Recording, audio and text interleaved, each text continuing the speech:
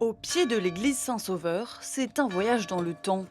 Depuis le début de la semaine, une équipe d'archéologues a découvert une dizaine de tombeaux, sans doute ceux d'enfants morts-nés, datant de l'époque carolingienne. Il faut fouiller ces sépultures avec des outils très très fins, des outils de dentiste. Là, étant donné que ce sont des ossements d'enfants, ils sont très fins, la terre est très sèche, donc il faut fouiller avec le plus grand soin, avec des outils voilà, qui n'altèrent pas non plus les os.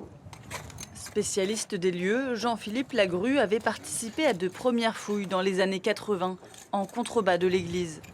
Ce nouveau chantier l'enthousiasme. On a toujours beaucoup misé sur cette terre qui n'avait jamais été fouillée jusque-là. Donc c'est l'impression de revenir 40 ans en arrière où j'étais jeune étudiant, voilà, et en espérant en effet trouver des informations inédites.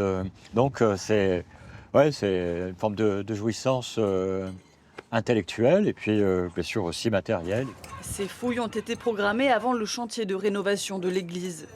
2 visites guidées auront lieu les 2 prochaines semaines.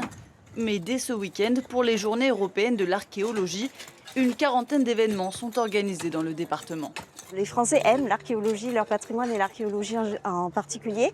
Et donc, c'est souvent des journées qui ont beaucoup de succès. Et ça permet de voir en plus des choses qu'on n'a pas l'habitude de voir, comme les chantiers de fouilles, et vraiment d'aller au plus près des scientifiques. Des activités pour tous les âges, pour redécouvrir le passé et les secrets de nos communes.